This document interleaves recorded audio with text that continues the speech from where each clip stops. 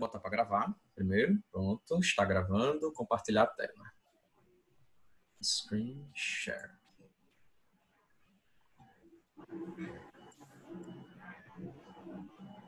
Desliga a minha câmera aqui, hein, por favor. Tem, quando você acha que movimenta o mouse, não aparece não a câmera aí? Eu tirar a minha câmera, não. Alguém tá... Eu não sei, não. Cadê? Tem um stop vídeo, tem não? Não consegui, não sai, não sai. Não estou conseguindo me tirar da câmera. Alguém se puder me tirar, pode me tirar aí a câmera, por favor. Pior que nem. Eu não consigo que eu não sou...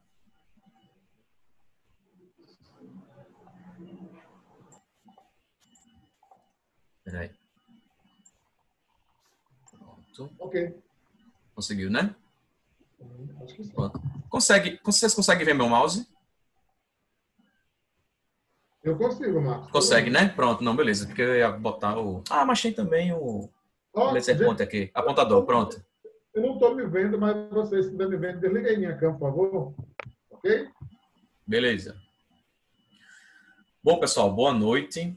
Vamos aqui falar um pouquinho. O Iramirto me chamou aqui para conversar com vocês um pouco sobre alergia alimentar. E aí eu vou focar principalmente falando de diagnóstico clínico e laboratorial, porque a alergia alimentar é um mundo de coisa. E aí, geralmente as aulas são alergia a amendoim, alergia a peixe, e eles focam nisso. Então eu vou tentar dar uma pincelada com vocês aqui em alergia alimentar de maneira geral, tá certo? Então, o meu nome é Marcos Gonçalves, eu fui professor substituto aí durante 2 anos, na UFAL, mas aí o contrato acabou, porque eu estava ajudando o Iramirto, porque ele tinha saído para fazer o doutorado dele. E aí agora eu voltei, tinha voltado para ficar 2 anos, saí, estou esperando surgir concurso aí para voltar e de vez aqui ensinar para vocês, tá? Então, eu estou ajudando aqui na disciplina, de alergia, e nós vamos comentar hoje sobre alergia alimentar. Então, a alergia alimentar não é isso, Parabéns, o que é isso? Ela é comida, Então, uma das coisas que pode acontecer na alergia alimentar é a distensão abdominal, mas na maioria das vezes, geralmente é comida ou alguma intolerância mesmo. Então, o que é alergia alimentar? Então, a alergia alimentar nada mais é do que uma reação adversa causada por alimento. E essa reação adversa, ela tem que ter um mecanismo imunológico ali na sua fisiopatologia. Então, ela é imunomediada. Existem vários tipos de reação causada por alimento, mas na alergia alimentar, ela tem que ser imunomediada. E esses sintomas importantíssimos, eles têm que ser reprodutíveis, se houver reexposição. Então, toda vez que a pessoa que tem alergia, por exemplo, a um camarão, toda vez que ela entrar em contato com o camarão, ela tem que ter sintomas, se ela tiver alergia. Então, não tem essa história que muitas vezes vem paciente para mim e fala, eu tenho alergia a chocolate de vez em quando. Então, não existe isso quando a gente conversa em alergia alimentar. Se for uma alergia alimentar, ela tem que ser reprodutível se tiver reexposição. E aí a gente está vendo que no mundo as alergias, de maneira geral, elas estão aumentando. E a alergia alimentar não fica fora disso. Então a gente vê notícias no mundo todo, na BBC, por exemplo, por que o mundo está se tornando cada vez mais alérgico à comida. A epidemia de alergia alimentar. Então, dos americanos, um país que tem milhões de americanos, 32 milhões têm alergia alimentar. E eles falam que 1 em cada 10 adultos tem alergia alimentar e 1 em cada 13 crianças tem alergia alimentar, certo? 51% dessas alergias foram alergias graves nos adultos e mais de 40% das crianças tiveram alergia alimentar também de maneira grave. E quando eles comparam dados de 2007 para 2016, houve um aumento, um incremento em 377% de diagnósticos de reações anafiláticas devido à comida. Então, a gente vê que cada vez o negócio está ficando mais frequente.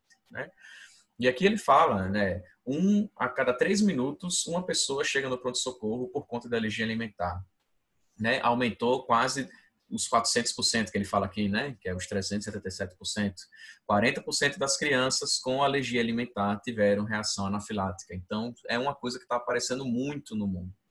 E a gente leva isso é uma explicação por que isso está acontecendo, devido a maneira que a gente está vivendo a nossa vida, né? Nós estamos vivendo cada vez mais enclausurados, né? E agora, tipo, na pandemia, isso se exacerbou mais, mas a gente está saindo muito do ambiente que é do campo, né? Onde a gente tinha exposição o tempo todo a aeroalérgenos, a alimentos diferentes, o barro, a poeira, a sujeira, né? E agora a gente está vivendo mais, cada vez mais em casas e agora cada vez mais em apartamentos. Ninguém desce para brincar na rua.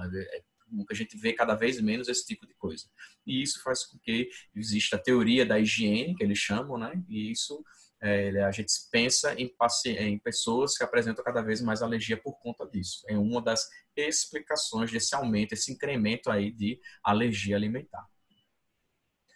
E aí vem, a maioria das alergias alimentares tem início nos primeiros anos de vida, né? Então a gente vê que a alergia alimentar é muito mais frequente em crianças, né, do que em adultos. Então a gente vê aí uma prevalência de mais ou menos 6 a 8% em crianças, comparado a mais ou menos uma prevalência de 4% de alergia alimentar em adultos. E o tipo de alimento que causa alergia em criança é um pouco diferente do que causa alergia em adulto. A gente vê em adulto mais frequente ser fruto do mar. A gente vê com muita frequência paciente com alergia a camarão, a crustáceo, né? Então é muito frequente isso aqui. Alergia a peixe, a amendoim, particularmente mais nos Estados Unidos, a gente vê bastante isso. Na Europa também é muito frequente a alergia a amendoim. Aqui no Brasil existe, mas não é tão frequente quanto lá, né? Amendoim e castanhas, né? A gente vê mais aqui a frutos do mar mesmo. E crianças, mais a leite, disparado leite, ovo, soja, trigo e também amendoim. Sendo que amendoim aqui no Brasil é um pouco menos, mais frequente. E esses aqui são os alimentos, né, que causam, o grupo de alimentos, são os 8 alimentos que causam mais alergia alimentar, que a gente vê de maneira geral causando mais alergia alimentar. Então, amendoim, as nozes, né, leite, ovo, trigo, soja, peixe e crustáceos. São os que mais causam alergia alimentar. Então, na hora que a gente faz a nossa anamnese, está investigando, a gente foca nesses aqui, pensando ser uma coisa que é mais frequente. E aí vamos começar conversando com um caso clínico de alergia alimentar, né? A gente tem aqui o João, ele tem 2 anos e 2 meses, ele vem para o seu consultório depois de ter ido no pronto-socorro por conta de alergia alimentar. Diz que ele comeu um pedaço de barra de granola que continha amendoim e nozes. Depois de 15 minutos, ele desenvolveu urticária nos braços, tronco e pernas. Então, urticária generalizada, e logo em seguida sua mãe percebeu edema periorbital e também sibilância, fechando aqui um quadro de anafilaxia, né? Ele apresentou urticária, né, generalizada, e tinha um angedema também e tinha a sibilância. Então, ele foi levado para o pronto-socorro, nas proximidades, foi tratado com adrenalina intramuscular, difenedramina, que é um antihistamínico, corticosteroide e a nebulização com salbutamol. Ele ficou em observação, depois foi liberado para casa à noite mesmo, e aí vem que ele tem uma história aí de eczema, né, já uma história aí de uma doença alérgica, sendo que bem controlada, ele tratava com hidratantes tópicos e o uso ocasional de esteroides tópicos também. Então já tinha uma história aí de alergia anterior. Ele não tem história prévia de chiado, nunca tinha sibilado na vida e seus pais não relatam qualquer exposição anterior a amendoim. Então ele nunca tinha comido amendoim na vida. Ele come ovos, leite, soja, trigo, sem sintomas de alergia alimentar. E ele nunca comeu nozes, peixe ou frutos do mar. Então, com 2 anos e 2 meses, aí não tinha nem introduzido esses alimentos na alimentação dele. E aí, puxando um pouco, a gente vai continuar esse caso clínico já já. Então, puxando um pouco das reações adversas que a gente tem a alimentos, a gente pode dividir essas reações adversas em 2 tipos. Aquelas que têm um mecanismo imunológico, né, que é imunomediada, e aquelas que não têm um mecanismo imunológico, que a gente chama de, primariamente, de intolerância ao alimento. Então, essa intolerância ao alimento, esse mecanismo aqui que não é imunomediado, ele pode ser uma doença metabólica, por exemplo, a intolerância à lactose, né? Uma reação adversa, você tem uma intolerância à lactose, ingere uma quantidade imensa de lactose, você vai ter desconforto intestinal, e isso não tem nada a ver com alergia, né? Ela pode ser farmacológica, né? Então você pode ingerir alguns alimentos que têm um mecanismo vasoativo, como aminas, salicilatos, cafeína, você pode tomar bastante café e ficar com tremor por causa do café, ficar com taquicardia, e isso não tem nada, não é um mecanismo imunomediado.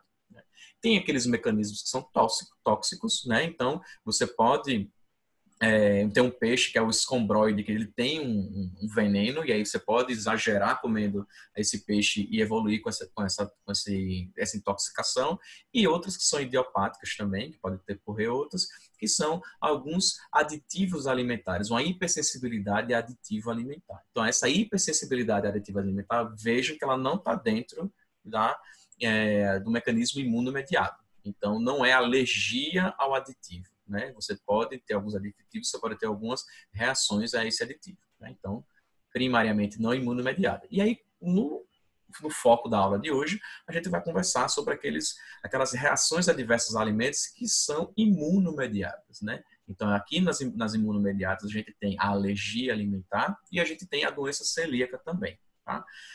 Focando na alergia alimentar, a gente tem algumas subdivisões aqui. Né? Nós temos aquelas que são IgE-mediadas, né? Que tem um mecanismo relacionado à hipersensibilidade tipo 1, né? Então, angedema, urticária, anafilaxia, hipersensibilidade gastrointestinal imediata, síndrome de alergia oral, daí tem a síndrome de pólen e alimento, e tem um bocado de coisa aqui. E tem a anafilaxia também induzida por exercício dependente de alimento. Né? Então, são todos mecanismos IgE-mediados.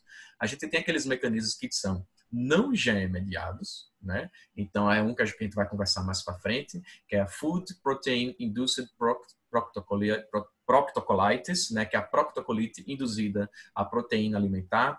A gente tem a Food Protein Induced Enterocolitis, que é a enterocolite induzida por proteína alimentar. E a gente tem a Food Protein Induced Enteropathy, que é a enteropatia induzida por proteína alimentar. Né? Essas daqui são as queridinhas do momento. A gente vai ter um slide falando só delas. Tá?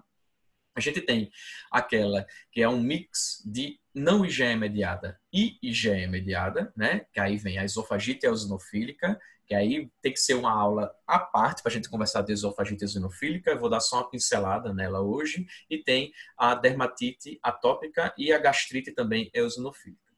E além daquelas que são IgE ou não IgE-mediada e aquelas que são mistas, a gente tem também as alergias alimentares que são mediadas por célula. Então, o linfócito T principalmente. Então, a gente tem a dermatite de contato, né, e a dermatite herpetiforme, né, que podem ser causadas basicamente por um mecanismo mediado por célula, principalmente linfócito T.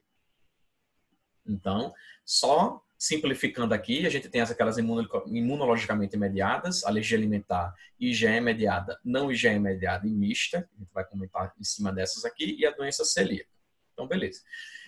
E quando a gente está pensando, fazendo a nossa anamnese, o paciente chega falando que tem alergia alimentar, a gente vai fazer a anamnese dele para saber quais os sintomas que ele teve. Né? Então, aqueles sintomas que são compatíveis com o mecanismo de hipersensibilidade tipo 1, que é a IgE mediada, geralmente o paciente vai dizer para você que a ingestão do alimento foi na primeira hora, logo depois, a reação foi logo da primeira hora depois da ingestão do alimento ou contato com o alimento, e o tipo de sintoma que ele vai ter é o tipo de sintoma de doenças causadas por mecanismo IgE mediado. Então, ele vai ter urticária, angedema, rinoconjuntivite, asma, uma anafilaxia, síndrome da alergia oral. Então, não espere que o paciente, por exemplo, ele chega para você com um quadro de urticária, por exemplo, e aí ele fala que a ingestão de um alimento que ele tem suspeita que está causando esse tipo de reação foi há 12 horas. Então, ele, vamos dizer assim, ele comeu um ovo, dormiu, e aí no outro dia de manhã ele apareceu com a urticária. Então, basicamente não foi o ovo que fez isso daí, porque o mecanismo de hipersensibilidade tipo 1, ele tem que ter um tempo. Esse tempo tem que ter no máximo 2 horas após a ingestão ou contato com o alimento. Então, só disso a gente já sabe que provavelmente esse mecanismo daí, aquele alimento, não, e o paciente desenvolvendo alguma coisa relacionada ao mecanismo de hipersensibilidade tipo 1, com esse time aí de 12 horas, provavelmente não foi aquele alimento. É algum outro motivo, tá?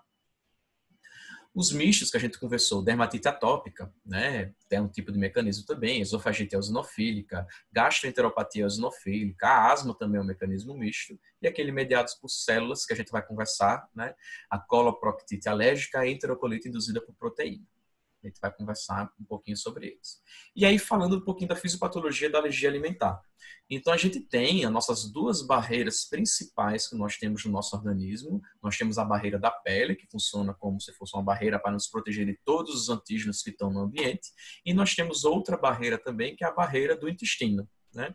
Então, a nossa pele, se a nossa pele tiver a barreira adequada, né? Então nós não estamos tão expostos aos antígenos do ambiente. Mas se o paciente sofreu alguma lesão na pele, né, uma infecção estafilocócica, por exemplo, ou aquele paciente tem uma dermatite atópica, aquela dermatite atópica vai lesionar, a barreira da pele não vai estar adequada e, consecutivamente, o paciente vai estar com maior exposição aos antígenos alimentares ou antígenos do ambiente. Tá? Então, ele vai ter uma maior exposição. Aquela célula apresentadora de antígeno aqui, representada, uma célula de Langerhans, por exemplo, ele vai entrar em contato com o antígeno, vai apresentar para o linfócito, esse linfócito vai desenvolver uma resposta mais TH2, e aí o paciente vai ficar sensível àquele tipo de aeroalérgeno ou tipo de alimento, no caso que a gente está conversando hoje da alergia alimentar.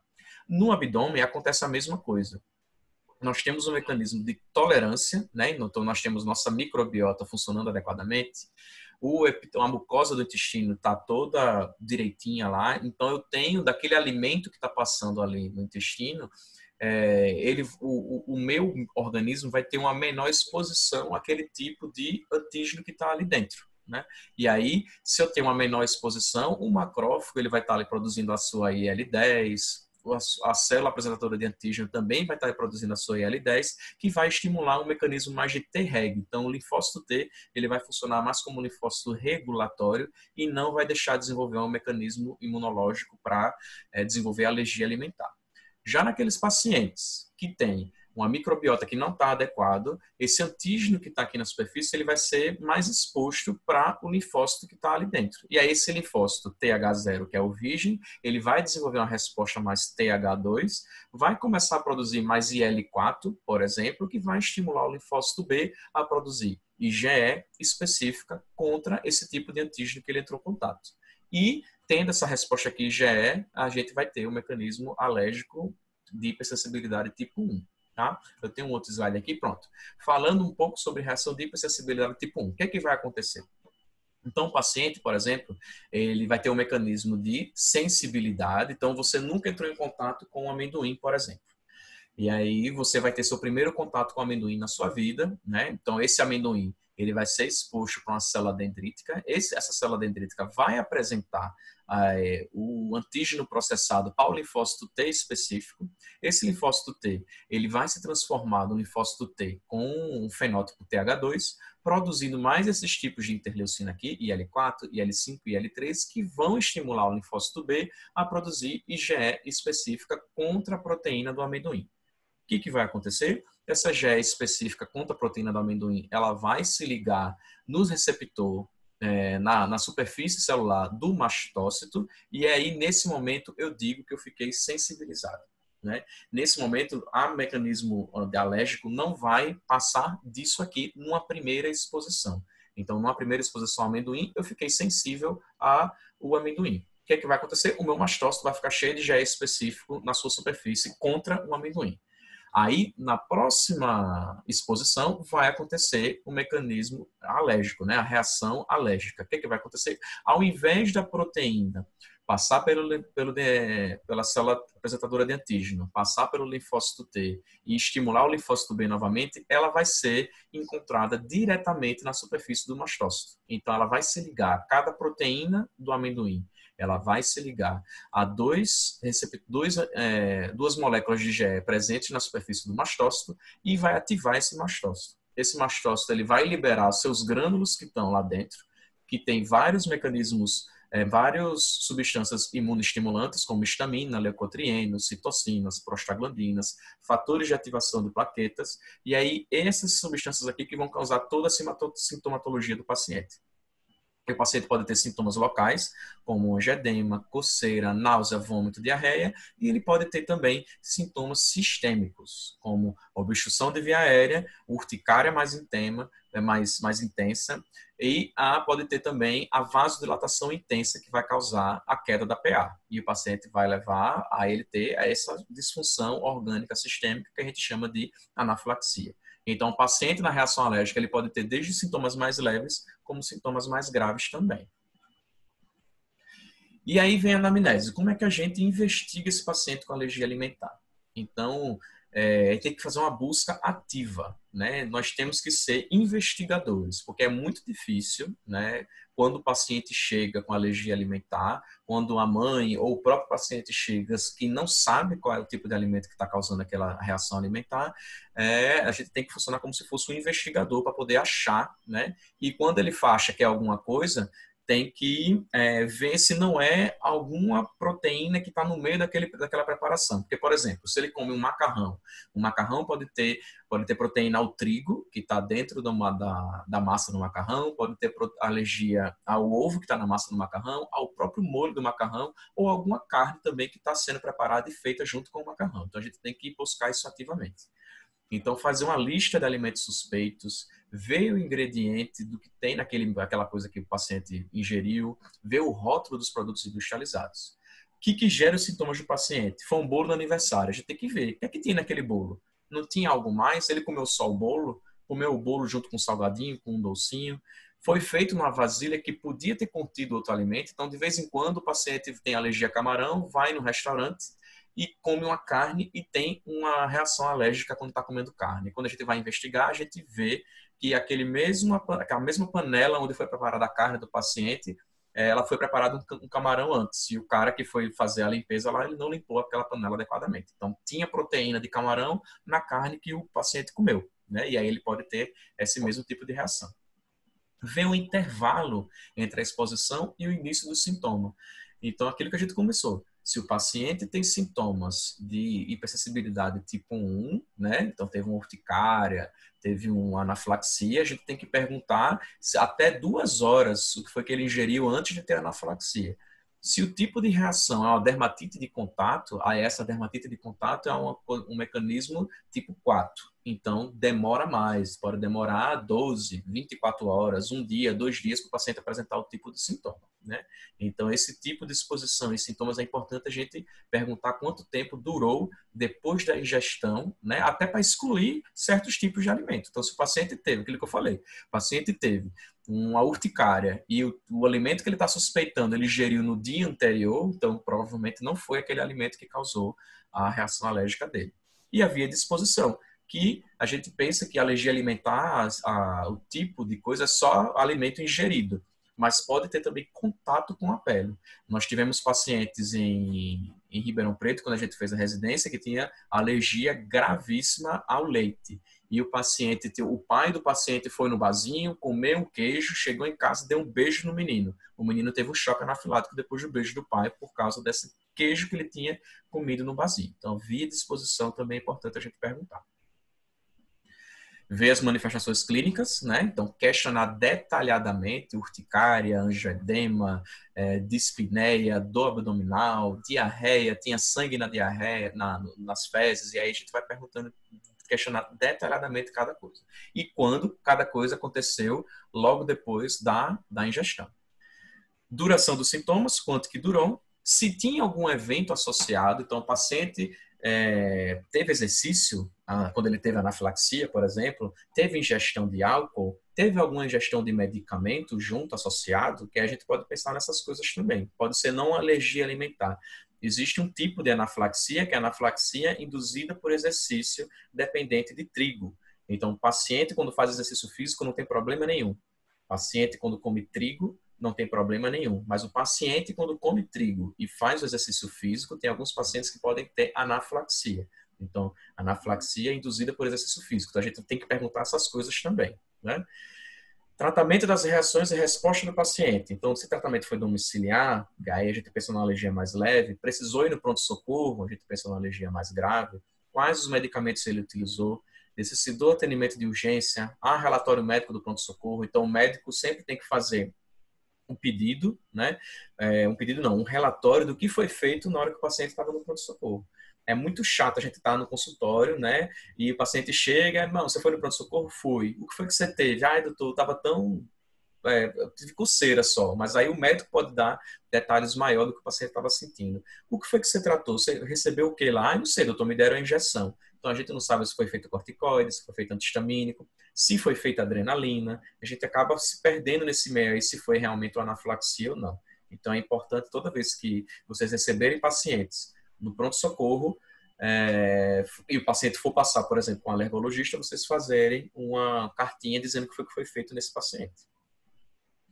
E aí vem a reprodutibilidade, né? Então, busca ativa novamente. A gente tem que perguntar para o paciente. Mãe, se for uma criança, né? Mãe, toda vez que seu filho toma leite, ele tem isso? Que aí você vai perguntar para ela, ela vai dizer, não, doutor, ele toma leite, dia sim ele tem a urticária, mas tem dias que ele toma leite e não tem urticária. Então, provavelmente não é o leite. A gente tem que buscar ativamente para ver se não é alguma outra coisa. Então, não é alergia, o paciente não vai ter alergia de vez em quando. Ele tem que ter alergia toda vez que ele entrar em contato com aquilo que ele tem alergia.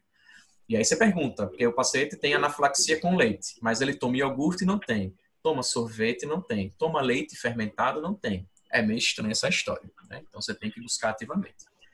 E desenvolvendo tolerância. E aí você vai questionar sobre a ingesta de alimentos com níveis de processamento diferentes. E a gente vai conversar sobre isso daqui a pouco.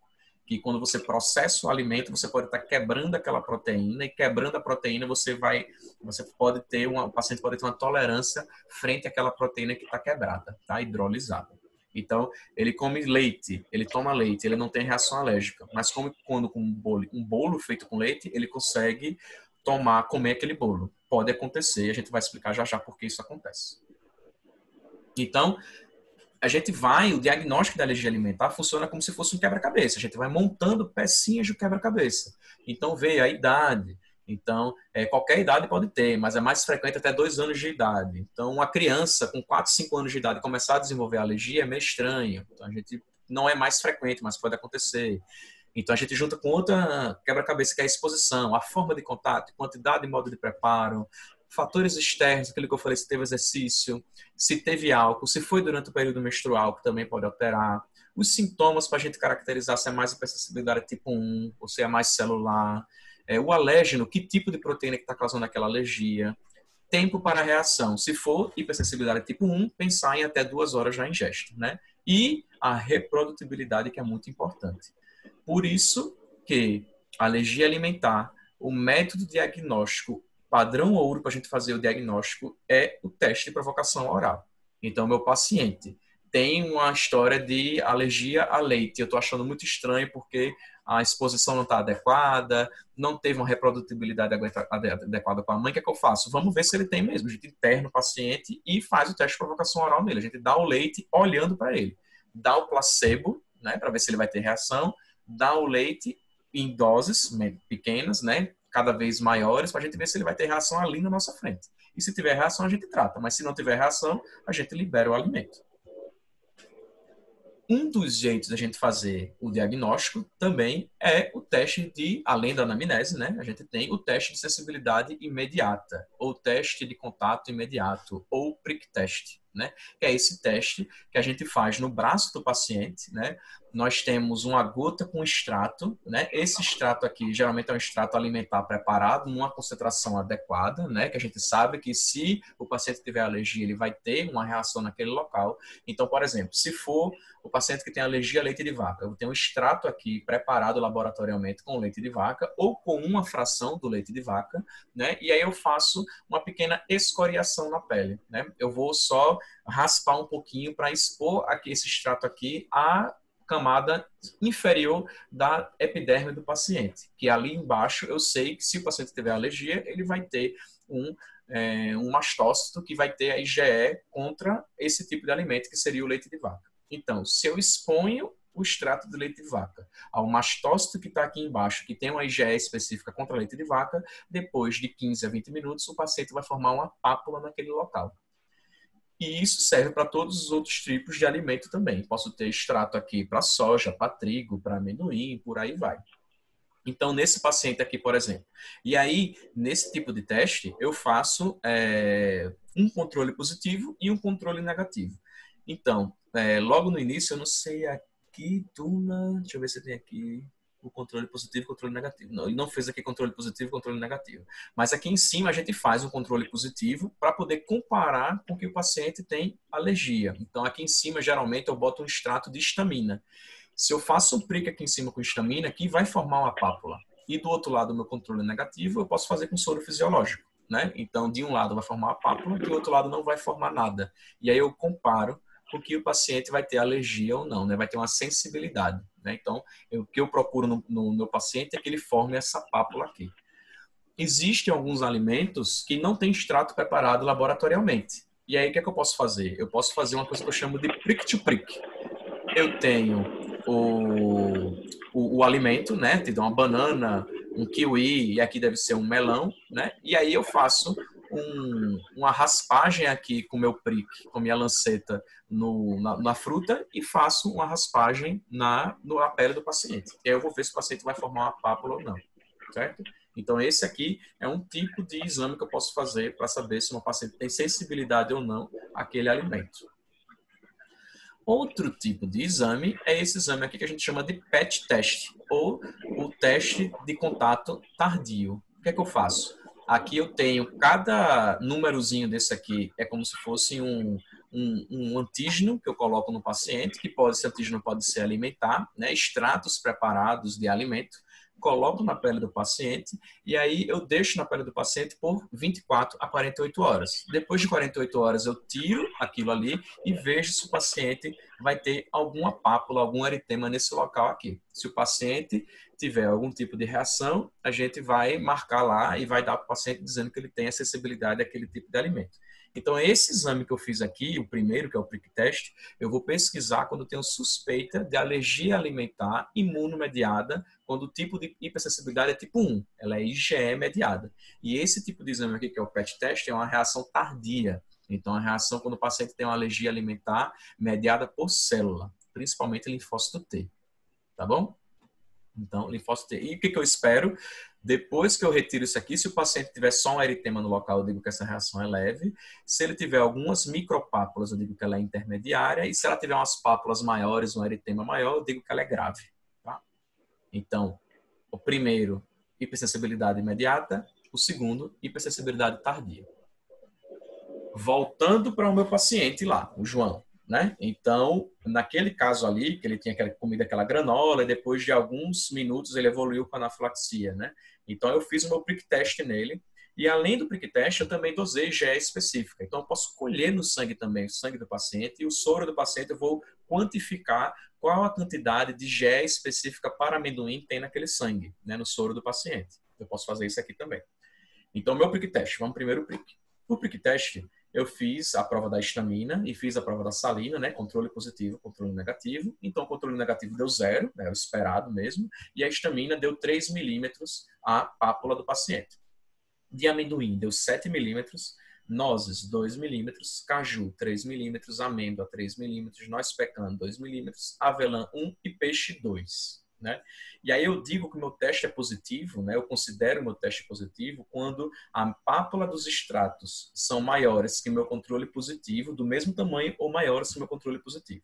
Então, esse prick teste aqui desse paciente, ele veio positivo para amendoim, caju e amêndoa, certo? E aí eu fiz a IgE específica também. Eu colhi sangue do paciente e pedi para o laboratório me dosar quanto de GE específica tinha específico para amendoim. E aí veio o normal é vir menor que 0,35, certo? E amendoim veio 15, nozes, caju, amêndoa, noz pecan, avelã e peixe veio menor que 0,35. E aí, juntando toda a história do meu paciente, juntando o prick test e juntando a GE específico, eu tenho que orientar aquele pai, aquela mãe, né? O que eles vão fazer frente ao paciente. Então, quais alimentos devem ser excluídos na dieta desse paciente? E aí vamos entrar só um pouquinho no tratamento agora, né? Nesse caso aqui, a gente tem que excluir todas as nozes do paciente, né? Por que eu tenho que excluir todas as nozes e não só o amendoim? Nesse caso aqui, ou amendoim, caju e amêndoa. Porque a gente entra numa questão prática da coisa. A maioria desses alimentos, eles são processados e são preparados na fábrica numa mesma máquina. Então, o cara que está lá numa fábrica produzindo aquele amendoinzinho para vender, né, geralmente naquela mesma máquina que ele está usando para processar o amendoim, ele também usa nozes, caju, amêndoa. Então, eu não tenho como garantir que aquele frasquinho que o paciente está comendo o seu amendoim não vai ter, ou aquele frasquinho que o paciente está comendo de noz pecan, não vai ter uma proteína de amendoim ali dentro. Então a gente tem que, em questão de nozes, a gente tem que excluir tudo. Então a gente exclui todas as nozes. Além de ter uma possibilidade também de ter um tipo de reação cruzada, tá? Com outra noz. Mas nesse paciente aqui eu vou excluir todas as nozes. E aí vem o diagnóstico, a questão do diagnóstico, né? A primeira coisa que você tem que ver é se esse paciente tem uma história consistente, imunomediada, né, de alergia alimentar. Se a resposta for não, né, a gente tem que ver as outras coisas que a gente estava discutindo. Toxina, intolerância à lactose, cafeína, alguma outra coisa. Se a resposta for sim, a gente vai dividir, né, perguntar se aquele paciente tem sintomas que são IgE mediados. Se a história for IgE mediada, mais urticária, angedema, anafilaxia, etc., a gente vai fazer a pesquisa de IgE específica para aqueles alimentos suspeitos ou fazer o prick test para aqueles alimentos suspeitos. Se o teste for negativo, a gente vai fazer o teste de provocação oral, que é o que ele está fazendo aqui. A gente vai testar na prática se aquele paciente tem alergia àquele alimento ou não. Se lá atrás aquela história não for compatível com o mecanismo IgE mediado, né? Não, a gente tem que perguntar se aquela doença é primariamente uma dermatite atópica ou uma esofagite eosinofílica. Se a resposta for sim, a gente pode pedir IgE específico, porque nessas doenças as IgEs específicas são positivas, mesmo não sendo um mecanismo IgE mediado na dermatite atópica ou na esofagite eosinofílica. Se a resposta for não, a gente só vai eliminar aqueles agentes da dieta e pode fazer também o teste de provocação oral para ver se o paciente, depois que ele melhora, ele volta a piorar fazendo o teste de provocação oral. Tá? Então, voltando aqui, o diagnóstico até a parte do tratamento, né? A gente faz o exame físico, né? A histórico, o exame físico, faz o prick test. Se o prick test investigação é muito específica, realmente fechou, foi alergia ao leite na história, fez o prick test, deu positivo para o leite, a gente vai fazer o tratamento, né? Aconselhamento de evitar aquele antígeno, né? E se tiver anafilaxia na história, prescrever ou aconselhar a compra do autoinjetor de adrenalina, né? Se você faz a história, faz o prick test e a história ou a investigação não está muito clara, a gente vai fazer o teste de provocação oral. Se positivo, eliminar da dieta. Se você não ficar muito claro, o que você pode fazer também é um diário de sintomas do paciente, para a mãe marcar ou para o próprio paciente marcar quais os alimentos que ele comeu anteriormente a ele começar a ter sintomas. E outra coisa que é muito importante que a gente tem que comentar, que sensibilização não é alergia. Alergia é diferente de sensibilização, galera. Então, sensibilização, o que é sensibilização? Sensibilização é eu ter o meu mastócito com IgE específico em sua superfície, mas quando o paciente entra em contato com aquele alimento que ele tem IgE específica na sua superfície, o mastócito, mesmo assim, ele não degranula. O mastócito não degranula e o paciente não vai ter sintoma. Então, não quer dizer, toda vez que eu fizer um prick test no paciente e ele vier positivo, por exemplo, para amendoim, eu tenho que perguntar para o paciente, você come amendoim? Ele fala, não, doutor, eu como amendoim, não tenho problema nenhum. Isso pode acontecer. O que isso quer dizer? Não quer dizer nada. O paciente só tem a sensibilização para amendoim, mas ele consegue comer o amendoim e não ter problema nenhum, né? O ao contrário é a alergia. A alergia é o paciente ter o mastócito com a IgE específica para amendoim em sua superfície e quando ele entra em contato com o amendoim, ele vai ter alergia, certo? Ele vai ter sintoma de alergia. Então, sensibilização é você ter só o mastócito sensível àquele alimento e não desenvolver nenhum tipo de sintoma. E a alergia é você ter esse mastócito e desenvolver o sintoma, tá? Então, não adianta eu sair fazendo prick test para todo mundo, né? Então, para você pegar vocês todos aí, fazer prick test em vocês para todos os alimentos, provavelmente algum de vocês vai ter sensibilidade para algum tipo de alimento. Mas vocês vão comer esse alimento e não vão ter problema nenhum. Então, quer dizer que vocês são sensíveis. Somente isso. E aí, o prick test. A diferença do prick test para a IgE específica, né? Que é aquele que a gente colhe no sangue. Então, o prick test é um teste em vivo, a IgE específica é um teste in vitro, né? Eu colho sangue e testo isso no laboratório. O in vivo, né, ele tem um valor preditivo positivo de 60%. E o valor, por isso que eu falei da sensibilidade. Não quer dizer que o paciente vai ter um teste positivo, que ele vai ser alérgico, né? Ele pode ser só sensível. Então, o valor preditivo de um teste positivo é só 60%. Mas o valor preditivo negativo é de 95%. Isso quer dizer o quê? Que eu faço o teste do paciente. Ele tem a suspeita de alergia a camarão, por exemplo. Eu testo ele para camarão. Se ele vier negativo, é uma chance maior dele não ter reação alérgica a camarão. O prick test não tem restrição para a idade, para a aplicação. O prick to prick, se o extrato não for padronizado, aquele que a gente conversou, que eu posso fazer o prick no alimento, e ele precisa estar usando, está sem usar antihistamínico e tem áreas de pele saudável, né? Então, se eu estou fazendo um teste que eu dependo da resposta de histamina para eu ver lá a pápula formar. Se o paciente estiver tomando antihistamínico, não adianta nada que não vai formar pápula, né? Então, ele tem que ficar uma semana, pelo menos, sem utilizar o antihistamínico para poder fazer o prick test. Já a específica, eu posso fazer ela para frações proteicas, que a gente vai conversar já o que é uma fração proteica. A gente melhora a especificidade do teste utilizando fração proteica. Os valores de corte evitam a necessidade de TPO, então tem alguns valores de corte, por exemplo, se eu tenho para certos alimentos, se eu tenho uma IgE específica para ovo, de 15, por exemplo, um valor alto, eu não preciso fazer teste de provocação oral naquele paciente, porque eu tenho uma chance muito grande, com ele ter uma IgE específica muito alta, dele reagir àquele alimento. Então, eu não uso, não faço teste de provocação oral, tá? Agora, se o meu paciente vem com um valor ponto de corte aí, ele era 15, baixou para 3 depois de 1 ano que ele fez dieta de exclusão. E aí eu sei que esse 3, a chance dele ter um teste de provocação oral, ele falhar no teste de provocação oral é bem menor essa possibilidade. Eu tenho com esses valores aí, eu consigo dizer se eu vou fazer ou não o teste de provocação oral, né? Mas não tem tabela universal. Para cada alimento é um valor diferente e tem estudos mostrando valores diferentes também. E aí, com a IgE específica, tem um exame que a gente chama de imunocap-Isaac, né? Esse imunocap é um negócio bem pequenininho, né? Que a gente bota uma gota de sangue ali do paciente e com essa uma gota de sangue do paciente eu consigo testar 112 componentes proteicos, né? Para saber se o paciente tem alergia alimentar ou não, ou alergias a outras coisas, tá? Então, é um teste caro, mas é um teste que a gente vai, provavelmente, no futuro utilizar bastante. E aqui falando das frações proteicas que eu falei para vocês que eu ia utilizar. Então, o amendoim, não existe só uma proteína dentro de um amendoim. Existem várias proteínas. E dentre essas proteínas, existem algumas que são mais frequentes causadoras de alergia. Então, tem duas proteínas aqui, uma verde e uma azul, né? E aí, né, no amendoim, no pólen, por exemplo, aqui tem uma planta que tem um pólen, a gente tem uma proteína marrom e uma proteína azul. Cada uma vai receber o seu nome.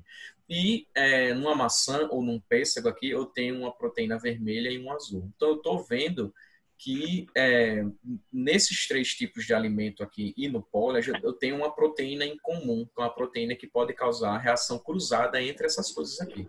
Então, tem algumas frutas, né, que podem causar reação cruzada com pólen, justamente por causa disso. Porque naquela fruta ali, por exemplo, uma maçã, não existe só um tipo de proteína, existem vários tipos de proteína. Dentre elas, algumas causando com maior prevalência alergia, tá bom?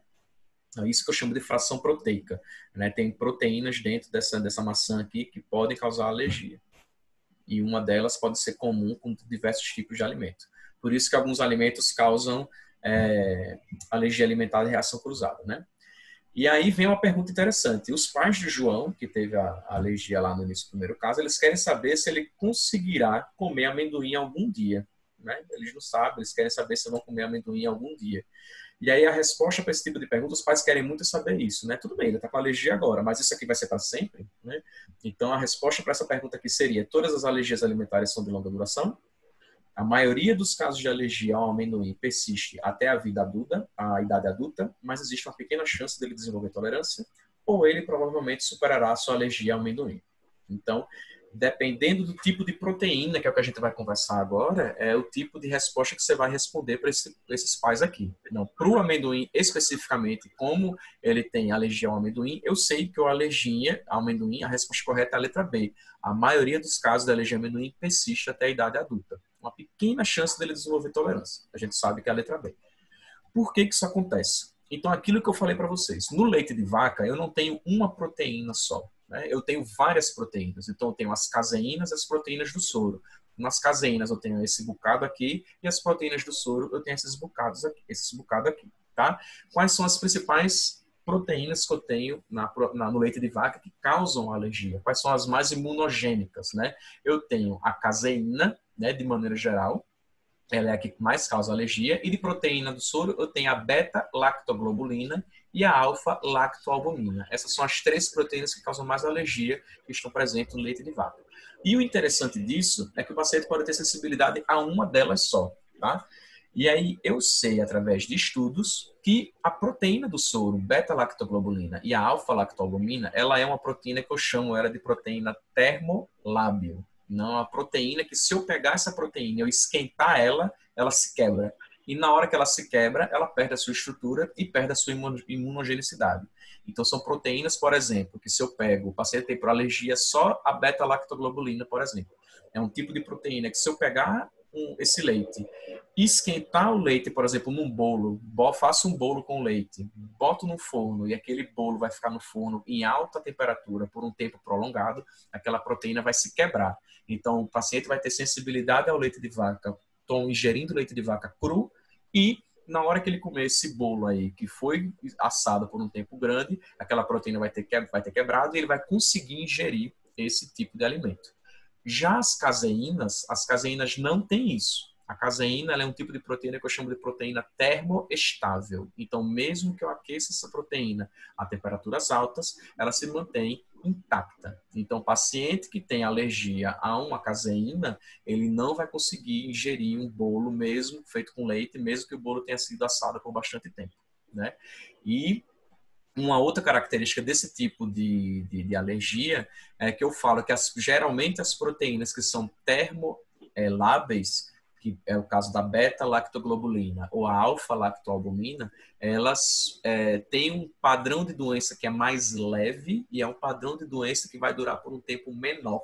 Tá? Ao contrário das proteínas que são termoestáveis. Geralmente, proteína termoestável, o tipo de reação alérgica ela é mais grave, mais associado à anafilaxia, e o tempo de duração de doença ele é um tempo geralmente maior. Tá? E aí eu tenho aqui no ovo, por exemplo, no ovo eu tenho a ovo-albumina e o ovo mucoide. Ovo-albumina, ela é uma proteína termolábil e o ovo mucoide, ela é termoestável. Então, eu consigo responder principais se essa alergia vai ser um pouco mais prolongada ou se ela vai ser mais rápida, né? Crustáceo, por exemplo, a tropomiosina, ela é termoestável. Então, geralmente, o paciente que tem reação alérgica a crustáceo, a reação alérgica ela é mais grave, mais associada à anafilaxia e ela dura mais tempo, tá?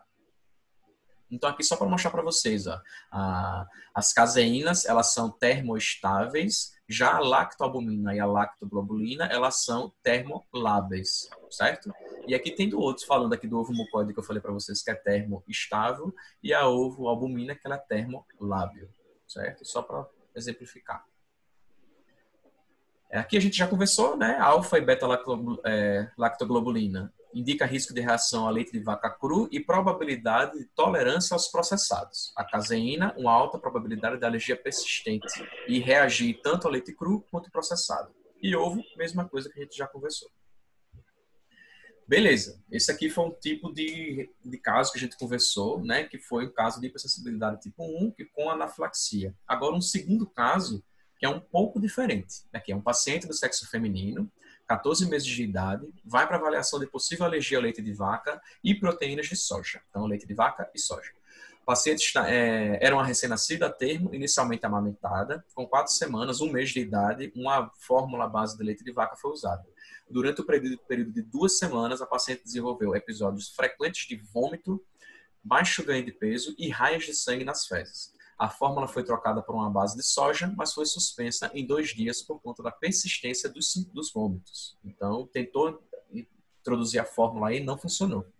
A paciente foi então amamentada exclusivamente e com 12 semanas de idade, com 3 meses, com 4 meses, ela foi dada uma mamada com fórmula à base de leite de vaca, novamente. Aproximadamente 1 hora e meia depois da alimentação, ela desenvolveu de novo vômitos repetitivos e tornou-se letárgica. Aí ela foi no pronto-socorro, foi feita cultura de sangue, urina, fezes, foi feito líquido por causa da letargia, foi feito screening toxicológico, triagem metabólica e ela recebeu a ressuscitação hídrica intravenosa em antibióticos e foi observada no hospital por 3 dias. Então ela ficou internada por 3 dias. Então foi uma reação grave, né? Observou-se diarreia com sangue no primeiro dia de internação, ela tolerou uma fórmula de leite de vaca extensamente hidrolisada e recebeu alta depois de 3 dias, quando as culturas deram negativas. Ela evitou leite de vaca e soja e tolerou vários alimentos sólidos introduzidos de 5 até 7 meses de idade, sem sintomas, até que um alimento infantil contendo queijo foi dado. A mulher teve reação grave a leite e depois a pessoa deu um queijo para a menina. Beleza. Semelhante ao episódio anterior, 1 hora e meia depois, ela começou a ter vômito incoercível, letargia e necessitou de ressuscitação hídrica intravenosa novamente. As proteínas de leite de vaca e soja foram excluídas da dieta até o momento da consulta com o alergologista. E aí, interessantemente, você pensa o quê? Pô, foi alergia a leite de vaca, né? Vamos fazer o quê? Um prick test nessa paciente. Vamos fazer um prick test, vamos fazer IgE específico. O que aconteceu? Prick test para leite de vaca, 0. Soja, 0. Hipótese diagnóstica. E aí? Você pensa que ela teve, pô, isso aqui foi uma anafilaxia que essa menina teve. E aí? O que está acontecendo? Por que deu 0? Né? E aí vem as queridinhas da vez, né? Que são as alergias, as alergias alimentares não IgE imediatas, né? Que tem as reações que são, assim, mais características. E aí a gente tem a FPAS, a FPAP e a FPE, né? Food Protein Induced Enterocolitis Syndrome, né? Que é a enteropatia induzida por proteína alimentar. A Food Protein Induced, o A é o que mesmo? Eu nunca lembro. O A é proctocolite, né? E a enteropatia induzida por proteína também. Então tem uma diferençazinha, vai ter o nome em português já já delas, certo? Então a FPAS, que é a mais queridinha da vez, o que é que vai acontecer com ela? Você entrou em contato com aquele que tem alergia. E aí, depois de mais ou menos algumas horas, 2, 3, 4 horas, você vai desenvolver o quê?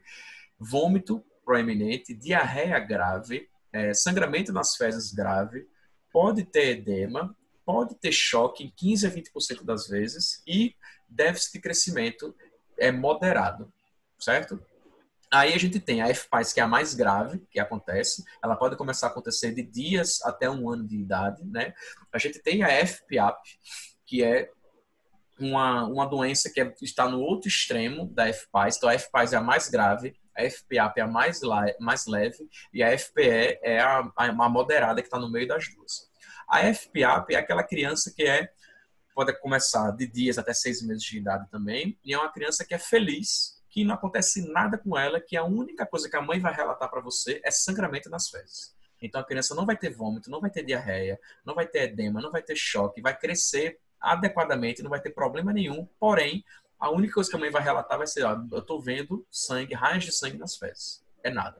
E aí eu vou ter a FPE, que é uma coisa que vai estar no meio das duas. Então pode ter diarreia, pode ter vômito, raramente vai ter sangramento nas fezes, pode ter edema, geralmente ela não tem choque, né? E pode ter dificuldade de crescimento também, né? Então a gente tem aqui a proctocolite, né? Que é aquela que eu falei que é a mais leve, que o paciente vai ter só sangue nas fezes, o crescimento vai estar adequado e pode começar com 2 a 8 semanas de idade. A gente tem a enterocolite, que é a que está no meio, que pode ter vômito, pode ter diarreia, pode ter falha do crescimento, e geralmente acontece antes dos 9 meses de idade. E a gente tem a FPAS, que é a Food Protein Induced Enterocolitis Syndrome, que é aquela que o paciente vai ter sangue nas fezes, vai ter vômito incoercível 1 a 4 horas depois, vai ter diarreia 5 a 10 horas depois de digestão e o paciente pode ficar desidratado, pode ter até choque hipovolêmico por conta dela, tá? Elas não são IgE mediadas, por isso que eu faço prick test e o prick test vem negativo. Então, falando dessa aqui, que é a mais queridinha, que é a FPAS, os principais alimentos acometidos nelas são leite de vaca e soja, são os principais. O diagnóstico é clínico, não tem exame para a gente conseguir fazer e chegar nesse diagnóstico. O paciente pode ter sangue, eosinófilo, linfócitos, subtores redutores em fezes. Critérios para diagnóstico. A criança tem que ter menos que 9 meses de idade, vômito ou diarreia até 24 horas depois da exposição ao alimento, acometimento apenas de trato gastrointestinal, então o paciente não vai ter angioedema, não vai ter urticária, e resolução até 24 horas se o alérgeno for retirado. Né? A gente faz diagnóstico diferencial de sepsis e errinato de metabolismo nesses casos.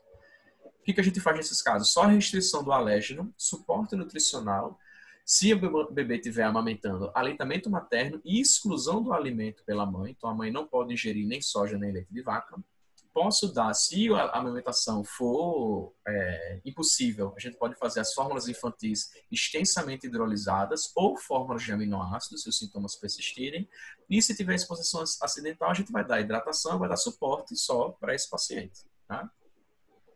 O leite de vaca, a tolerância gira em torno de 50% até 1 ano de idade e até 90% até os 3 anos de idade. Ela se resolve sozinha e eu posso introduzir esse alimento depois de 3 anos de idade. Se for com um alimento sólido, geralmente está associado a maior persistência, né? E depois de 18, 24 meses, eu posso fazer o teste de provocação oral em infraestrutura para a gente ver se o paciente tolera ou não aquele alimento. Então, falando do diagnóstico, daquele que eu conversei com vocês, teste de provocação oral é o padrão ouro para fazer o diagnóstico de alergia alimentar. Óbvio que eu não vou fazer em todos os casos, né? Não necessita fazer, mas quando se perguntar qual é o teste, qual é o padrão ouro, é o teste de provocação oral.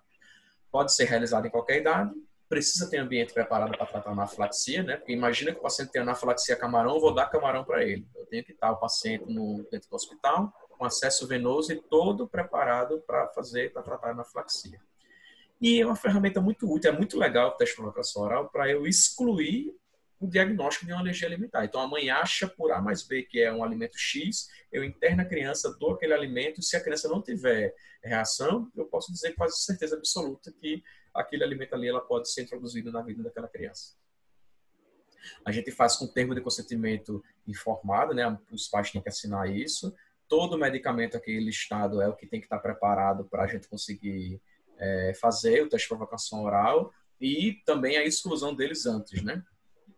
Para o paciente chegar e não ter a reação, a gente achar que é porque ele tolera o alimento e não é porque ele usou um antihistamínico, por exemplo. E aqui de alguns alimentos, alguns protocolos de teste de provocação oral para leite de vaca, por exemplo. Então, esse cara aqui, o Bock e o Sampson, eles falam que a gente faz, a cada 15 a 60 minutos, a gente vai dobrando a dose do leite de vaca. Então, a gente começa, por exemplo, com meio ml, depois de 15 a 60 minutos a gente vai para 1 ml, depois para 2 ml, depois para 4, e vai dobrando até chegar numa dose cheia de um copo, por exemplo, de 200 ml de leite de vaca. Se o paciente aceitar, beleza. E aqui tem outros protocolos também que são utilizados. Tem protocolo que utiliza até gota no lábio, depois vai 1 ml, depois 3, depois 10. Então tem vários, cada serviço tem o seu protocolo. Aqui só mostrando um outro caso clínico, uma criança aqui de 5 anos que tem uma história de bolinhas na pele após ingesta de ovo apenas uma vez na vida. Então ela comeu ovo uma vez na vida e teve essas bolinhas ao redor aqui da pele, né? A mãe, muito cuidadosa, nunca mais ofereceu nem ovo, nem qualquer outro derivado de ovo, nem nada para essa criança. A criança tem a pele mais ressecada, lembrando aqui uma dermatite atópica, e às vezes precisa usar betametasona em dobras, porque tem crises dessa dermatite atópica. Traz exames e quer saber se essa alergia não vai sarar nunca. Então tem exames aqui de 2015 mostrando clara de ovo 46 e 2018 42. Caiu muito pouco aqui. Ovo mucoide, né, que é aquela proteína que eu falei para vocês que é mais termoestável. Então, o ovo mucoide foi 31 e aumentou para 36. E a ovo albumina, que era 14, e diminuiu para 7,5. Então, só olhando o exame, né, o que eu faria com essa criança? Eu não testaria nunca essa criança, né? Eu pensaria, não vou testar, porque assim, o ovo mucoide que dá uma reação mais grave até aumentou. Né? Mas a gente tem que lembrar que teste de provocação oral é o padrão ouro para a gente fazer o diagnóstico ou excluir um alimento da vida da criança ou até retirar a hipótese diagnóstica de uma alergia alimentar. Não é exame que faz isso. O que pode estar acontecendo? Essa criança pode ser só sensível a ovo e não ter a alergia. Eu posso estar frente a essa criança. O que foi que a gente fez com essa criança?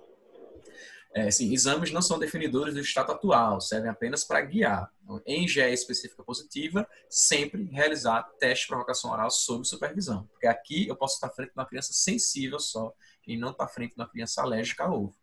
A gente fez um teste de provocação oral com bolo, então a gente preferiu, em vez de dar o ovo intacto, a gente preferiu fazer aquele ovo mais quebradinho, né? Então, a gente fez um bolo com ovo e a criança não teve reação nenhuma a esse teste de provocação feito com ovo. Depois de 6 meses, a gente fez um teste de provocação oral com ovo cozido e a criança não teve reação nenhuma. E depois a gente fez ovo cru e também a criança não teve reação nenhuma. Posteriormente, foi observada uma piora da dermatite atópica com a ingesta seguida de ovo e optado por manter apenas contato com alguns derivados. Então, a criança hoje ela está entrando em contato com derivados feitos com ovos, por exemplo, macarrão com ovo, um bolo feito com ovo e não está tendo reação alérgica nenhuma, mesmo com esses exames aqui elevados. Então, a anamnese bem detalhada é uma das principais armas para o diagnóstico da alergia alimentar, né? O prick test e IgE específico ajudam no diagnóstico, elas não fecham o diagnóstico, mas ajudam a gente a chegar no diagnóstico. Às vezes ela pode confundir, como nesse caso que a gente falou aí, né? O teste de provocação oral é o padrão ouro para confirmar ou excluir o diagnóstico da alergia alimentar. Só falando um pouquinho de tratamento, né? Basal, alergia alimentar suspeita, exclui um alimento. Né? E depois a gente vai saber se a gente vai introduzir de novo o alimento ou não. Mas a primeira parte é excluir o alimento. Prevenir escape involuntário, fornecendo orientação de leitura de rótulo. Então, muito importante ler o rótulo dos alimentos, porque muitos deles têm alérgenos ocultos, né? E sinônimos possíveis. Então, aquela essa história. Não tem leite, mas tem beta-lactalbumina. Tá? Pô, é com a proteína do leite, né? Então, a mãe tem que saber direitinho, ler o rótulo e achar esses nomes escondidos. Orientar o reconhecimento de um escape e um plano de ação para tratamento de emergência. Então, a mãe tem que ter esse plano de emergência escrito. Então, a criança entrou em contato numa festa e alguma criança enfiou um brigadeiro na boca de uma criança que tem alergia a leite de vaca. O que você tem que fazer? A mãe tem que ter por escrito, dar tanto de antihistamínico, tanto de corticoide, procurar atendimento médico. E se tiver anafilaxia, qualquer sinal inicial de anafilaxia, fazer já o uso da EpiPen. Então, aquela história de que a gente está fazendo a campanha, né, para as indústrias farmacêuticas, indústrias alimentares, colocar todos os ingredientes no rótulo, né? Então, se tiver alguma coisa de leite, botar no rótulo lá do alimento, né? Tem sites que têm receitas com coisas sem leite, sem soja, sem nada, né? A mãe tem que ter o plano de emergência escrito, como eu falei para você, né? E na caderneta da criança, ou no caderno, ou na agenda, ter no celular, sei lá, ter um adesivo dizendo que aquela pessoa tem alergia. Tem que ter bem claro que a pessoa tem alergia e não dá para essa pessoa que ela tem alergia. E aí, o leite de vaca, especificamente, qual o substituto que a gente pode dar para esse paciente que não está mais amamentando, né? Então, a gente tem aquelas fórmulas, né? A fórmula de leite de vaca tem a proteína de vaca intacta. Então, a gente tem aquelas fórmulas que são as parcialmente hidrolisadas, né? Que aí eu tenho uma hidrólise parcial dessa proteína, né? Esse tipo de fórmula aqui, eles não são indicados para tratar, para fazer tratamento de alergia a leite de vaca, né? Não posso utilizar elas porque elas vão dar alergia ao paciente. O paciente vai ter reação. Existem trabalhos mostrando que elas podem ser utilizadas para prevenção. Então, vamos dizer assim, um menino que nasceu e que os pais são muito alérgicos. A gente vai dar esse tipo de fórmula aqui para eles para diminuir a chance dele ter alergia. Mas nenhum estudo mostra isso aqui. Então, nem para prevenção elas servem muito. E aí, quando eu pego essa proteína, eu quebro ela mais, eu tenho aquelas fórmulas que são extensamente hidrolisadas. Essas fórmulas aqui, 90% dos pacientes que têm alergia a leite de vaca, elas conseguem tolerar esse tipo de fórmula, as fórmulas extensamente hidrolisadas. 10% não conseguem, ou quando a reação é bem mais grave, a anafilaxia, por exemplo. Aí a gente tem que utilizar as fórmulas feitas só com aminoácidos, que aí essa proteína é tão quebrada que naquela fórmula ali vai ter só um aminoácido. Aí não tem como o organismo achar uma proteína e fazer reação contra aquela proteína, porque não tem proteína na fórmula, tem só um aminoácido. Então, qual é o substituto ideal para o leite? Então, alergia à proteína de leite de vaca confirmada. Ela é IgE mediada, né? Menor que 6 meses ou maior que 6 meses. Se for menor que 6 meses, eu vou usar a fórmula extensamente hidrolisada. Ficou tudo bem, eu vou continuar com a extensamente hidrolisada. Dei a extensamente hidrolisada, o paciente teve reação, eu vou usar a fórmula de aminoácido.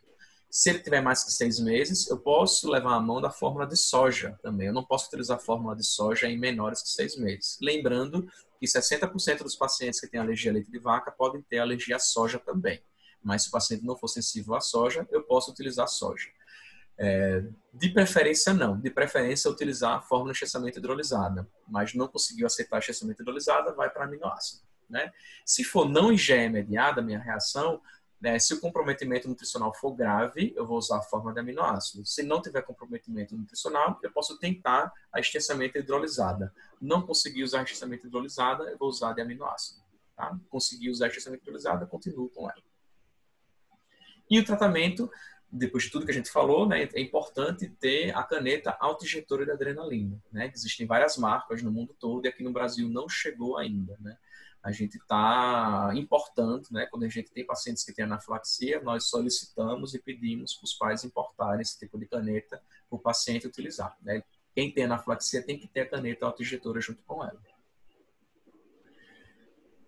Então, a alergia alimentar tem aumentado sua prevalência, a gente sabe disso. A principal causa da anafilaxia em crianças é a alergia alimentar, né?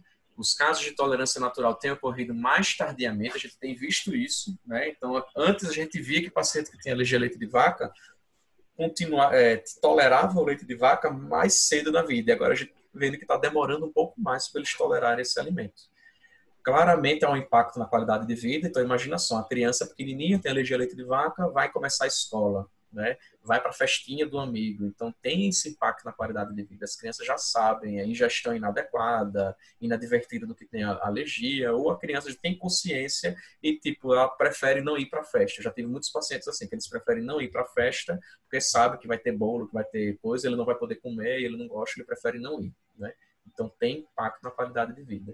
E pode haver comprometimento nutricional na má condução desses pacientes. Então, tem paciente que chegou para mim que estava comendo só arroz. E o médico disse que ele tinha alergia a tudo, que não podia comer ovo, peixe, camarão, carne, frango, carne de porco, nada, que era para cortar tudo. Então, o paciente estava comendo só arroz. O paciente estava desnutrido, né? Então, a gente tem que fazer o diagnóstico correto e excluir só aquilo que o paciente tem alergia. Bom, eu ia chamar vocês, nessa aula, no final delas, era chamar vocês para outubro, participar do congresso, né, o Congresso Brasileiro de Alergia e Imunologia, que seria aqui em Maceió, né, esse ano. Né, mas aí, por causa da pandemia, ele foi adiado e vai acontecer em outubro de 2022 aqui em Maceió. Ele foi para 2022. Então, convido todos a participar do congresso. Participar do online também, que vai acontecer agora em outubro, que vai ser bem legal. Está um preço bem acessível, né? E o presencial que vai ser em 2022. Certo? Estou à disposição para tirar qualquer tipo de dúvida. Está aqui também o e-mail. Muito obrigado. Gente, se vocês tiverem alguma dúvida, eu sei que a alergia alimentar dá bastante dúvida aí. Se vocês quiserem perguntar alguma coisa, quiserem alguma coisa até de experiência própria. Assim. Tem muita gente que fala, eu tive alergia, não sei o quê, tarará. Se quiserem perguntar alguma coisa, eu estou aqui disponível. Beleza? Obrigado aí. Professor, boa noite. Boa noite. Primeiramente, eu quero... A aula foi ótima. Deu Obrigado. um monte de coisa. E eu queria perguntar algumas coisas que eu queria só esclarecer, porque eu já vi cair em questão de prova de residência, essas coisas. Sim. A questão para fechar diagnóstico de alergia alimentar, tem que sempre fazer algum teste ou só na anamnese exame físico eu consigo, suspeitar e já fechar diagnóstico? Ou o diagnóstico só fecha depois do teste? O diagnóstico só fecha depois do teste. Né? Porque é aquela história, né? Tem muita coisa que pode confundir, muito alimento que pode estar associado com alguma coisa. A gente tem um caso interessante de um paciente que tinha alergia toda vez que comia sanduíche, hambúrguer. Ele ia, no local, comia hambúrguer e tinha reação alérgica. E aí, no outro canto, tinha reação alérgica. E aí foi testado carne de vaca, carne de porco, foi testado tomate, foi testado alface, foi testado um bocado de coisa, e nada, trigo do pão, testado ketchup, testado um bocado de coisa, e nada dava positivo. E aí, o que deu positivo no teste do paciente depois que foi visto, por quê? Porque ele foi no restaurante que tinha comida árabe, e aí ele comeu alguma coisa do restaurante que tinha comida árabe que não tinha nada, assim, a ver com hambúrguer. E aí ele teve anafilaxia também. E aí foi visto que o alimento que era comum de uma coisa para outra era o gergelim. Então ele tinha anafilaxia ao gergelim. Então, assim, é muito difícil o paciente chegar só com a história e falar para você, só se for muito típico, assim. criança, por exemplo, que é bebê, que não está em introdução alimentar nenhuma. Eu posso, nesse bebê, ver, eu introduzi uma fórmula contendo leite de vaca e o bebê teve uma reação alérgica. Daí a mãe não deu mais. Aí, tempo depois, introduziu de novo e teve reação alérgica de novo. Então, nesse bebê que não come mais nada, a não ser esse tipo de alimento, que é o leite de vaca, eu posso até dizer que é fechar o diagnóstico ao leite de vaca. Mas é muito interessante e bom a gente fazer o teste alérgico para poder saber qual tipo de proteína que tem a reação alérgica, entendeu? Porque se ele tiver, eu posso até ver o prognóstico dessa criança. Porque se ela for sensível à caseína, é aquela história. Eu vou dizer para a mãe, ó, é mais grave o tipo de alergia que ela tem e vai durar mais tempo. Ou eu vou dizer para essa mãe, se for uma beta-lactoglobulina, por exemplo, vou dizer para ela, não, provavelmente vai ser mais curto e o tipo de reação vai ser mais leve. Entendeu? Então é interessante fazer exame sempre, sim. Entendi. E a outra coisa é que eu já vi algumas vacinas, elas são produzidas no ovo fecundado da galinha, né? Sim. E aí não vai ficar sem vacinar criança ou qualquer pessoa que tem alguma contraindicação relativa? Então, assim, a gente sabe, tem três vacinas hoje no Brasil, né? Aqui no Brasil que a gente faz que tem ovo, né? Que é a MMR, né? Que é a tríplice viral, sarampo, cachumba, rubéola. A gente tem também ovo na gripe, na vacina da gripe, e a gente tem ovo na febre amarela. A gente sabe que a quantidade de ovo que está na tríplice viral e na gripe, né? Ela é totalmente segura. Ela pode ser feita até em pacientes que têm anafilaxia a ovo, não tem problema nenhum. Tem estudos que eles pegaram pacientes que num braço tinham anafilaxia a ovo e no outro braço do estudo eram pacientes que não tinham reação nenhuma a ovo. E aí eles aplicaram vacina da gripe nesses pacientes, nos dois braços. O número de pacientes que teve reação local, que foi só reação leve e reação local, no grupo de pacientes que não tinha reação nenhuma a ovo, foi maior do que no grupo de pacientes que tinha anafilaxia. Então, da gripe e da tríplice viral pode vacinar sem fazer problema nenhum. O único cuidado que a gente tem é orientar aquela mãe, ó, vá vacinar no serviço de saúde que tenha suporte a atendimento. Porque aí, se a criança tiver um tipo de reação logo depois, ela vai ser medicada, mas é muito seguro, não tem problema nenhum. Já a da febre amarela, a quantidade de ovo que tem na vacina da febre amarela é uma quantidade maior.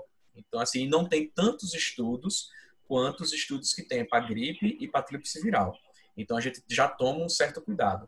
Pacientes que têm só anafilaxia, são os pacientes que têm anafilaxia a ovo, eles têm que tomar a vacina da febre amarela em ambiente hospitalar e eles recebem 10% da vacina, espera 30 minutos para ver se vai ter algum tipo de reação e depois de 30 minutos vai receber os 90% restante da vacina. Entendi, obrigada, professor. Acho que alguém perguntou no chat, né? Paciente com alergia à proteína de leite de vaca pode ocorrer de não desenvolver tolerância, a depender da síndrome relacionada, pode ter mais facilmente tolerância. É aquilo que eu falei, depende da proteína. Então, caseína, geralmente, ela é mais longa. Mas aí pode acontecer o paciente ter, tipo, ou a beta-lactoglobulina ou a alfa-lactoalbumina positivo, caseína negativo, e mesmo assim ele ter uma alergia mais persistente, né? Então, depende muito de paciente para paciente isso aí. Mas, geralmente, a alfa e a beta, geralmente, elas representam aquele tipo de alergia que vai ser mais curta, né? E a caseína vai ser mais longa, né? Geralmente isso. Mas pode acontecer de o paciente ter um tempo maior na vida, sim.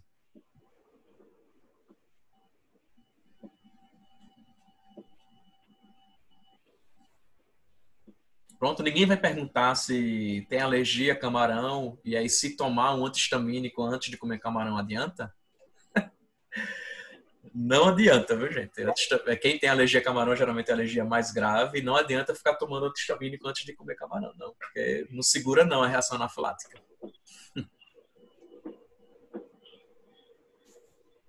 Mais dúvidas? Tá me ouvindo? Tô ouvindo, né, Vitor? Pois é. Mas não adianta não. Tomar um anti-histamínico e depois não. tomar o camarão. Tá. Gente, olha, eu acho que a aula do Marcos foi excelente, bem didática, né? Mostrou, foi menos teoria, menos e mais a coisa prática mesmo. realmente, de acordo com o nosso objetivo nesse curso que nós estamos dando a vocês, mostrando a parte prática da alergia, né? E o Marcos está nos devendo a documentação para entrar ficar como professor voluntário na disciplina, viu, Marcos? Certo. Tem entrada lá no processo. Beleza. Viu? Tá, ok.